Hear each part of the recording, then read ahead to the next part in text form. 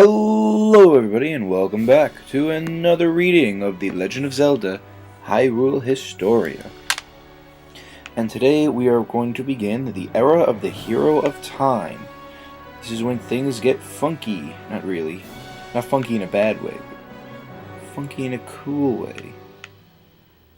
Hyrule engulfed by the fires of war and the kingdom united. The war in Hyrule raged unabated for countless eras. In the midst of confusion, a lone woman fled the fires of war, babe in arms, and escaped to the Forbidden Forest. She entrusted her child to the spirit of the Kokiri Forest, the Deku Tree. The Deku Tree, sensing that the infant's destiny was intertwined with Hyrule's future, took the child in. Once the child's mother had breathed her last, the babe was raised in Kokiri. This boy would later become Link the Hero. The fighting was eventually quelled by the King of Hyrule, and the entire land was unified under his kingdom. Forbidden Forest. The name was given to the Kokiri Forest and the Lost Woods by the humans living outside the leafy borders. Adults lost among the trees turned into Stalfos, while children turned into Skull Kids. Both are doomed to wander the woods. Yes, that is where Skull Kids and Stalfos come from. It's one of those mystical things, you know, the Forbidden Forest. It is the Lost Woods and the Kokiri Forest put together. It's just easy to get lost and you never find your way back and all. Of course, it's kind of BS if you consider if you don't take the right turn, you go right back to Kokiri Village, which is like right next to... I mean, did they know the Kokiris existed? I mean, I'm pretty sure they did, because it's like... If they were so lost, like how come you can always find that like right next to Hyrule Field? But here I am being, here I am splitting hairs. A brief tranquility. The scars of war faded from Hyrule, and it seemed that at last the world was at peace. Ganondorf, leader of the Gerudo, the people of the desert, once again swore fealty to the King of Hyrule. However, Ganondorf's true aim was the Triforce, said to lie somewhere within the kingdom. Seeking the 3 spiritual stones necessary to open the gateway to the Sacred Realm, he carried out his plots in secret in every corner of the land. And here is Hyrule World Atlas. I really love this illustration. I think it's really nice. Very lovely. A map of the era. Hyrule Castle is located within Hyrule Field, which lies at the center of the kingdom. To the northwest, Death Mountain erupts continuously. Yeah. To the east of the forest, to the south, Lake Hylia. The west is home to the Gerudo Desert. The terrain doesn't differ much from that of the era of the sky. Yes, it is pretty much very similar. There's some things have shrunken, some things have largened. It's really nice. Hyrule Field, the only thing in there is a ranch and all that. Heavily guarded ranch, I should say, because it's very dangerous in Hyrule Field. Really cool stuff. Chosen by the Triforce. The prophetic dream of the Divine Princess. When she was little, Princess Zelda of Hyrule was chosen by the gods to wield divine power. One day the destiny of Hyrule was revealed to the princess in a dream. Ganondorf sought the Triforce that rested in the Sacred Realm, and was liable to destroy the world. Princess Zelda knew the truth, but her father, the King of Hyrule, didn't believe the prophecy had foretold. Princess Zelda and her companion Impa took it upon themselves to keep a close eye on Ganondorf during her visit to the castle. Prophecy in a Dream. From the farthest reaches of the desert came a man who shrouded the kingdom of Hyrule beneath the dark clouds. Out of the darkness, the light of salvation appeared in the shape of a boy led by a fairy. Impa. This is Impa of this game.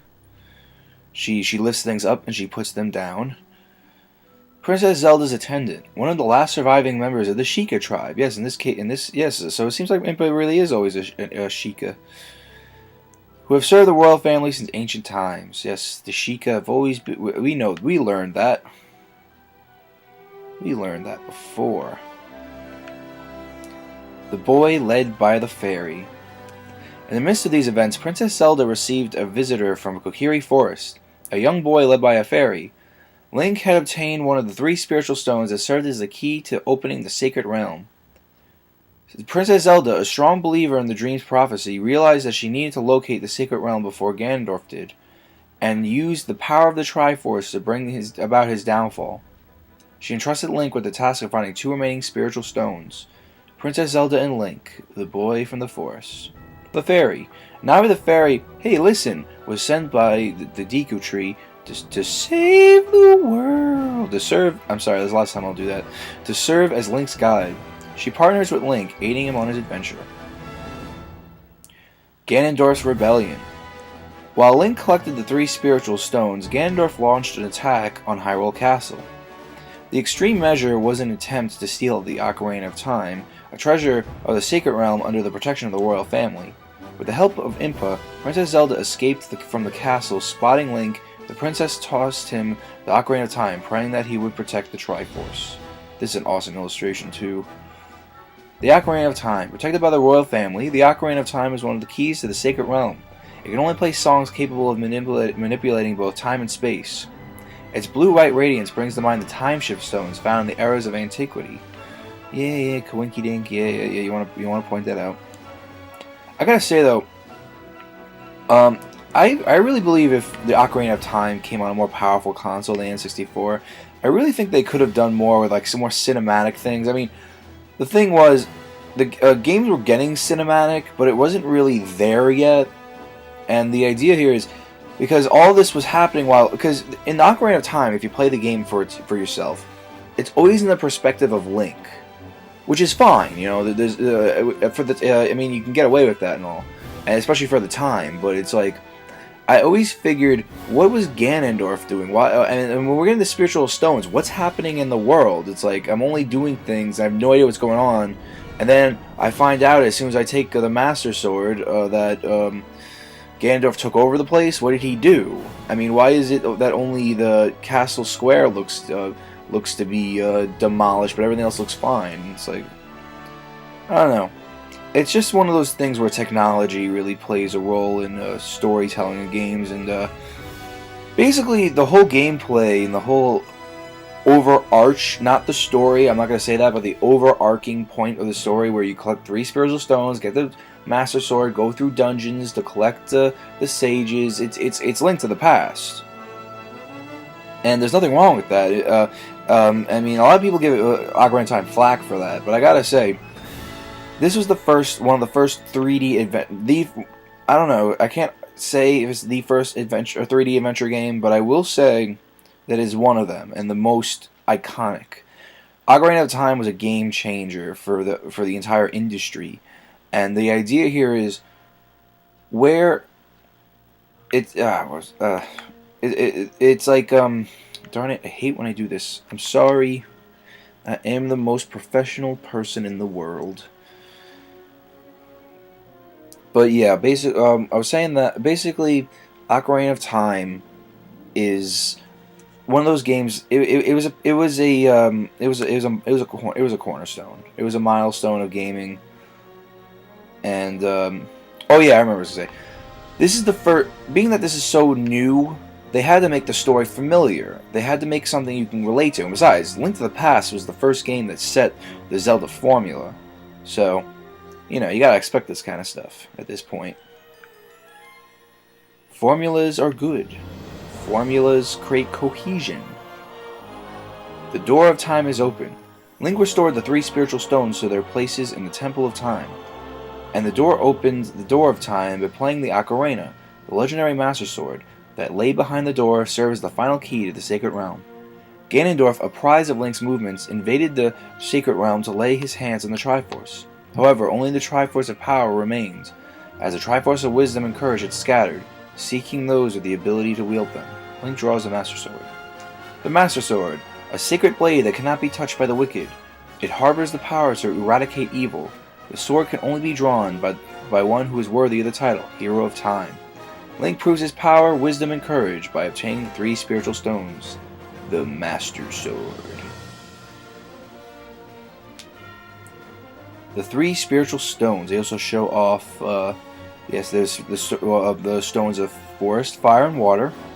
They also show off the three tribal symbols from each, and then the and they each give you the nice little things: the Kokiris, the Gorons, and the darn it, how can I forget the name?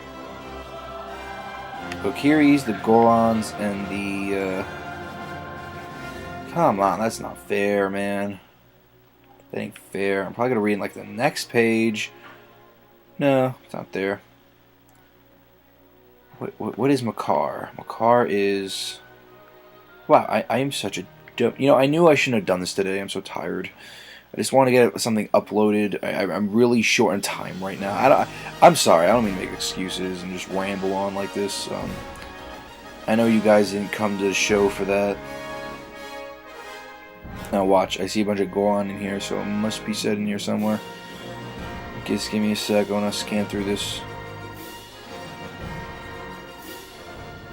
Now let's read it. Whatever. When I read it, which will eventually happen, it'll hit me like a ton of bricks. Zoras, right? Zora. Yeah, let's go with that. There are three spiritual stones, each representing one of the three elements: force, fire, and water. The first is the Kokiri's Emerald, guarded by the Deku Tree. The second is the Goron's Ruby, guarded by the Goron tribe. Yeah, there it is. The third is the Zora's Sapphire, guarded by the Zora. Here I am, making stupid excuses and wasting your valuable time. In order, I apologize. I'm so professional. I am the most... Alright, fine, I'll do it. I am the most professional person in the world. I've been doing that lately. Watch the bickering gamers, you know what I'm talking about. In order to obtain the stones, Ganondorf placed a curse in the Deku Tree and Jabu Jabu. I am going to switch between Deku and Deku, by the way. I don't know why. I've just been hearing both pronunciations so much that I myself just change whatever I say, just to let you know.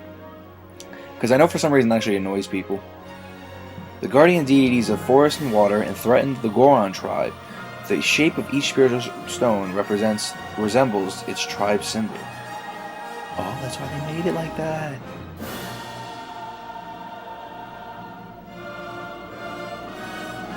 Yes, we're still in the child era, by the way. I don't know why they start with it. I guess it makes sense since, I don't know, because you'd think they'd separate the eras by the ending and just call this Ocarina of Time, but, you know. Oh, you know, I get it. They're probably explaining the story, and they're still talking about the spiritual stones and everything. Dark clouds begin to enshroud Hyrule. The sacred realm is a mirror that reflects the hearts of those who set a foot in it. An evil heart will turn the realm into the living hell. Ooh, they said hell in a Nintendo book. A pure heart will transform it into paradise. Using the Triforce of Power, Ganondorf became the Demon King. The sacred realm was distorted into a nightmarish world where demons ran amok. Hyrule Castle and Castletown fell under Ganondorf's control, and survivors fled to Kakariko Village. Oh, okay. So there's an well, I spoke too soon. There's an explanation on why only Castletown seems destroyed. Kakariko Village, a secret ancestral village found by the Sheikah tribe. Ooh, Princess Zelda's Tempa Impa was raised there. The graveyard behind the village contains the royal family's tomb, where Hyrule's blood-stained history, ceaseless conflict is written. Yeah, so whenever you see a graveyard in a Zelda game, that pretty much means there's a lot of it's just a way to represent like what happened before it all started, like the great war heroes and whatnot fought, you know, because there's always war in Hyrule, just like the real world. There'll always be conflict, you know. And that's what I think makes the stories from the Zelda series so compelling, because you know what, it may be mythical and it may be more of a medieval kind of setting, but you can relate to the Kingdom of Hyrule. It is a lot like the real world. There will always be conflict, there will always be disagreement, there will always be problems, and there will always be good and evil, you know. And it's just up to us as the human race, or as the Hylian race, or Gorons, whatever, to just try to keep balance of that and just try to work with what we got, you know. The young hero begins his sleep. Meanwhile, despite the fact that Link is worthy of drawing the Master Sword, his youthful body made him unfit to serve as the hero of time. Link to a lot of Zelda games like to have a word with you, Mr. Ocarina of Time. Because there are younger Links that wield the Master Sword. But whatever. Accordingly, the Master Sword sealed Link within the Sacred Realm. Within the Temple of Light, the cornerstone of the Sacred Realm, the ancient sage Rauru watched over Link in a small area called the Chamber of Sages. Link, guarded by Rauru, slept for 7 long years. Princess Zelda had no choice but to wait for the seal on Link to be broken. In order to escape the Demon King's pursuit, she went into hiding by disguising herself as a boy of the Sheikah tribe and adopting the name Sheik. How original. Sheikah named Sheik. Yeah, one thing I always wondered is how she changed her eye color. I mean, I know she's magic and everything, but that's crazy. Hylian in this era. The Hylian syllabary is characterized by wedge-like shapes. It's possible to decipher the Hylian characters using the chart on the right by matching them to their Japanese equivalents. A sign reading Kakariko Mura, meaning Kakariko Village in Japanese. Yeah, so if you know Japanese, you can translate the game. You can translate the thingies, the text you find in Hylian. Not in English, of course, because The Legend of Zelda is made by Nintendo, and they're a Japanese-based company. But I remember I was actually really interested. I didn't have my book on me, unfortunately, but my a friend of mine, if you watch me, you probably watch him, True Darkness 100 MC. He got a new channel, and it's a mouthful to say. Friends call him Tyler. He picked up the Legend of Zelda edition of the Wii U, and it's gorgeous. And he has this gorgeous gamepad with this lovely design on it. Yeah, really nice. It came with this book download he got for free. I had to pay for it online, but you know what? It's worth the money. And he got a free download of The Wind Waker, which is his favorite Zelda game. And it's becoming mine actually, since I've been replaying it. And I was saying, good for him. He deserved it. And we were wondering what, because there's text all over the gamepad. We were wondering what it said, so we looked up on the internet, and basically it was. I don't know if it. I don't remember whether or not it was using this text, this era's text, because Hylian text does change. But it was really cool to see Tyler's gamepad saying something so awesome. I was on one of those those Yahoo question things, and one of the kids was nice enough the fact he can translate Japanese. Because I can't read I, oo's. Well, I can't understand what they mean by ka, ki, ku, ke, ko, ma, mi, mu, me, mo. Momo means peach in Japanese. I know that. I learned that from Avatar: The Last Airbender. And let's see, is there do anywhere? Nah, because I know domo means thank you. But I'm just going on a tangent here. I forgot.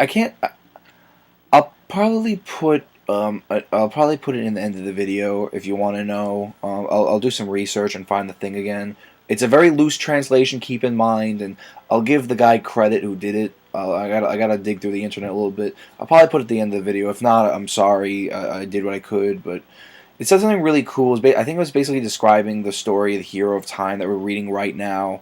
And it was really nice that was written on the gamepad in ancient Hylian text. It's quite a thing. It's like I always. The Legend of Zelda is a great attention to detail, and it's very admirable. Here we go. See, adult era. I was right in my theory.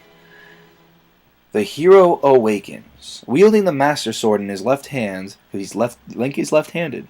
It was and if you want to know why, it was a error code. I think it was like forgot why. I don't remember if it was an error or not. I just remember that in the original Legend of Zelda game, they might say it in this book. I don't remember if I read it from here or not, but I don't remember. I can't give you the full fact. Don't quote me on this, but I think it was because they accidentally flipped the sprite when they were programming the game, and they just left it in. And I think it's a cool idea, because I'm left-handed, and I think that's really cool. I mean, of course, a swordsman should be ambidextrous anyway, but I think Link proved to be ambidextrous in Twilight Princess, depending on what version you're playing. When Princess Zelda played her harp, she imparted her wisdom to Link. She instructed the hero to break the curse on each of the 5 temples and awaken the sages within. Yeah, there's Sheik and Link playing a song together. Sheik's harp. Playing her harp, Princess Zelda teaches Link special songs that guide him into the temples. The Hylian shield, an indestructible shield decorated with the same design that was favored by the era of the goddess Hylia. It is strong enough to withstand fire and cannot be broken. And that little triangle down there, upside down, that spurned a lot of Tetraforce theories. So much that Nintendo had to deny that there was a Tetraforce. I did a video on that a while ago. If you want to know a little more on that, there's my shameless plug of the day. The actions of the Hero of Time. Link, the Hero of Time, spurred his horse across the land and traveled through time, breaking each temple's curse. Receiving medallions from the awakened sages, he gradually added their powers to his own. The battle with Volvagia inside the Fire Temple. Beautiful illustrations once again. Link gallops across the fields. The sages' medallions that look like buttons. Medallions imbued with the power of the awakened sages. With each medallion he obtains, the Hero of Time attains even greater power. There's not Mario and not Luigi, with Malin, and there's Link and Epona. Link's beloved horse Epona and Lon Lon Ranch. In Hyrule Field sits Lon Lon Ranch. It is run by a lazy owner, Talon, his daughter Malin, and who enjoys singing, and their ranch hand Ingo. Ever since Link was young, he has had a special affinity with the horse called Epona. In the adult era, Ingo falls under the control of an evil mind and forcefully takes over the ranch from its owners. However, Link manages to win Epona from him in a successful wager. Yeah, ain't that cool? The 6 sages are restored. Rauru was the Sage of Light, who had continued his vigil over the sacred realm since time immemorial. Saria of the Kokiri tribe was the Sage of the Forest. Darunia of the Goron tribe was the Sage of Fire. Princess Ruto of Zora tribe that spurned a lot of controversy, which they censored in the GameCube and the 3DS version of the game. Because from this, you can tell from this illustration right here why. I mean, come on, guys, she's a fish. Was the Sage of Water. Impa, Zelda's assistant, was the Sage of Shadow. And Naburu, the chivalrous thief, was the Sage of Spirit. At last, all six sages had been restored. Saria, the Forest Sage, the only Kokiri who really understands Link. She sees the truth, realizing that he's not a member of the Kokiri tribe. Saria used to sit in the depths of the forest playing her ocarina. Her special spot was actually the entrance to the forest temple. Darunia, the Fire Sage. The leader of the Goron tribe, he has a fiery personality, Badunch. Impressed by Link's courage, he names his son after the hero, who is not fully confirmed. They made a little joke on that in Majora's Mask, where you check into the hotel and you find out you already have a reservation, but it turned out it was a Goron whose name was Link that was supposed to get that. But a lot of people deny that because the time frame they set up would have been impossible. Like, I don't know how over Goron's age. I don't know how that works, but you know, I think it's a little cool fact. Ruto, the Water Sage, princess of the Zora tribe. She was aided by Link in the child era and Sheik in the adult era, eventually awakening as a sage.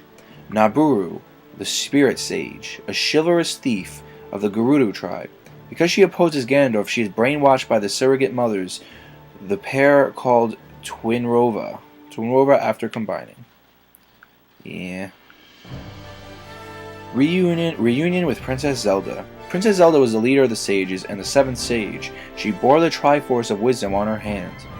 Once the right moment had arrived, Sheik revealed his true identity to Link, confessing that she was actually Princess Zelda. That was one of the biggest plot twists back in the day. The princess intended to draw Ganondorf into the abyss, whose seal had been rent open by the six sages. She would use her own power to close it off from the outside world. In order to do this, however, Princess Zelda would need the might of the Link the hero. Here's showing off some Zoras and whatnot. Gorons, the people of fire, and Zora, the people of water. The Goron tribe, who guarded the spiritual stone of fire, is a group of rock eaters that make their home on Death Mountain. In this era, the leader is Darunia. The Zora tribe, who protects the spiritual stone of water, lives in Zora's domain, located at the headquarters of Zora's River. The tribe was unified by the ruler known as King Zora. The King Link meets the King Link meets in this era is known as Zora Deban the 16th. His daughter is Princess Ruto. Yes, indeed, that's what Princess Ruto looks like as a little girl. And yeah, let me see something real quick. I don't plan these out, and I really should. Alright, cool. We're going to have to end it off after these next two pages. The decisive battle with Ganondorf. Ganondorf, who had placed Link under surveillance, kidnapped Princess Zelda and brought her to his castle. He attempted to lure Link there also, seeking the final piece of the Triforce. The Triforce of Power possessed by Ganondorf, the Triforce of Wisdom borne by Princess Zelda, and the Triforce of Courage that dwelt within Link. Once the three pieces were united, they would resonate together. At last the time had come for the battle with Ganondorf. Link vs. Ganondorf. If the hero is defeated, a different timeline will unfold. Turn to page 92 if you want to go straight to the heroes defeated timeline, but we're not going to do that, because we're going to go page by page. Oh wait, no, it's like, never mind, that's like in a couple pages, right? Yeah. Transforming the Demon King Ganon, which looks really bad, but in this game, let me tell you. Link was victorious in a one-on-one battle with Ganondorf. However, the thief used the last of his power to transform into a demonic evil beast, with Demon King Ganon cornered Link and Princess Zelda. Ganon's castle. By the way, I just realized that I have to apologize if there's ever a moment in the video where the top cuts off a little bit. I notice I do that sometimes, but just know I'm doing my best. I'm trying to keep these as centered as possible so that won't be a problem. But, you know, it will happen sometimes because I have this little aspect ratio problem going on with these videos. I just hope it's not that jarring to you guys because it gets a little jarring to me. Ganon's castle. The castle that once belonged to the Hyrule's royal family is occupied by Ganondorf, who transforms it into a sinister fortress. Though it is protected by a complex barrier, Link, wielding the power of the sages, advances to the highest floor, where Ganon lies in await. The Demon King Ganon. Though Ganon is also a nickname for Ganondorf, here it refers to the beast-like form adopted by the thief following his transformation. The Demon King resembles a giant boar. The Gerudo tribe, people of the desert. A group of thieves that inhabit the Gerudo desert. A tribe bears the only female children, who occasionally wander into Hyrule for the search for boyfriends.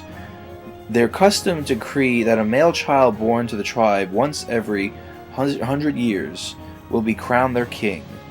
Ganondorf was raised by Kotaki and Koom, a pair of twin witches called Twinrova. Twinrova worship Ganondorf as the Demon King. It could be said that the sisters, who had lived for over 400 years, ruled the tribe from behind the scenes. They're figureheads. And the Gerudo alphabet actually can be translated into English if you ever want to read Gerudo texts. Link the hero is victorious. Following a fierce battle, Princess Zelda entrapped Ganon with waves of light, and Link delivered the finishing blow. The six sages completed the task by imprisoning the beast in the sealed void that had been rent in the sacred realm. Ganondorf is sealed away. Ganondorf, having lost the battle, is sealed away along with the Triforce of Power. Though he has regained his human form, Ganondorf's intense animosity towards Princess Zelda, Link, and the sages will bring about disasters in eras to come. Yeah, look at Link, he's all victorious. Hyrule at peace. A large crowd gathers at Lon Lon Ranch to celebrate in Kokiri Forest. The great Deku Tree takes root, and the world begins to return to a state of purity. Ain't he cute? Ain't he adorable? Peace returns to Hyrule. Thus the curtain fell on the battle for Hyrule. 7 years later, Princess Zelda had mistakenly allowed Ganondorf to enter the Sacred Realm in her attempt to maintain control over the Holy Domain. In order to right her wrongs, she played the ocarina, returning Link to his original era and allowing him to regain the 7 years that had passed, while he remained sealed.